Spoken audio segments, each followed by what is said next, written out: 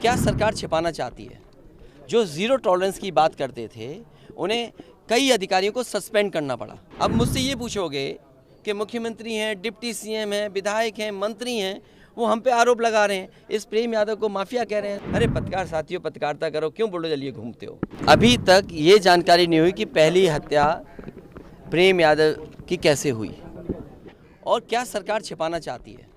जो zero tolerance की बात करते थे उन्हें कई अधिकारियों को सस्पेंड करना पड़ा, और अगर अधिकारियों को सस्पेंड किया तो इसका मतलब ये है कि सरकार ये स्वीकार कर रही है कि अधिकारियों की नाकामी रही है, जिसके कारण इतनी बड़ी घटना हो गई।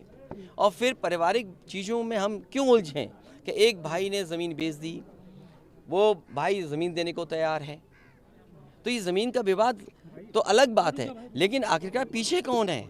और फिर सरकार आखिरकार क्यों इसका राजनीतिक लाभ लेना चाहती है? सरकार क्यों राजनीतिक लाभ उठाना चाहती है? ज़ीरो टॉलरेंस की बात जो करते हैं उन्हें कम से कम पूरा का पूरे दोनों परिवारों को न्याय दें। सर, ये एक परिवार से मिलने के ये लिए बुलडोजर वहाँ पे मिला नहीं परिवार आपको, तो इसके पीछे क्या आप मानते हैं? देखिए, मैं तो परिवार से मिलने आया, घटनास्थल गया, उस गांव में भी गया जहां घटना हुई, और श्रद्धांजलि भी दी जो परिवारों की जान गई है, और इस परिवार से मिला।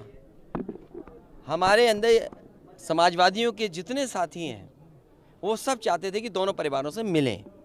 अगर वो परिवार नहीं मिलना चाहता, इसके लिए मैं क्या कर सकता हूँ?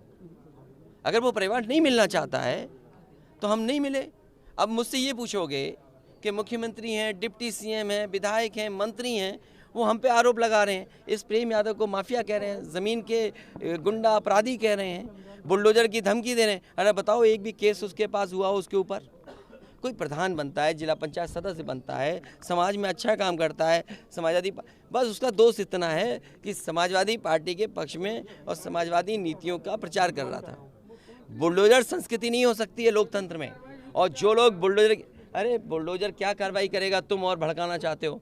अरे ले जाओ ना, तुम मुख्यमंत्री से ले आओ ना बुलडोजर, तुम ले आओ पत्रकार भाई, तुम्हारा मन कर रहा हो। सर, यहाँ भी नोटिस चिपका दिया गया। अरे नोटिस तो ये क्या, अधिकारी क्या है, सरकार के सारे पे काम करे। इसीलिए मैंने कहा शासन प्रशासन के लिए और न्याय के लिए देवरिया कांड एक चुनौती है। और अगर डीएम ये स्वीकार कर रहे हैं कि एक घटना के बाद दूसरी घटना रिटेलिएशन है, और तीसरी बात सरकार ये स्वीकार कर रही है कि उनके छोटे अधिकारियों से गलती हुई है, जिसकी वजह से कितने अधिकारी सस्पेंड हुए, 20 हुए कि नहीं हुए? तो फिर अरे पत्रकार साथियों, पत्रकारिता करो, क्यों बुलडोजर लिए घूमते हो?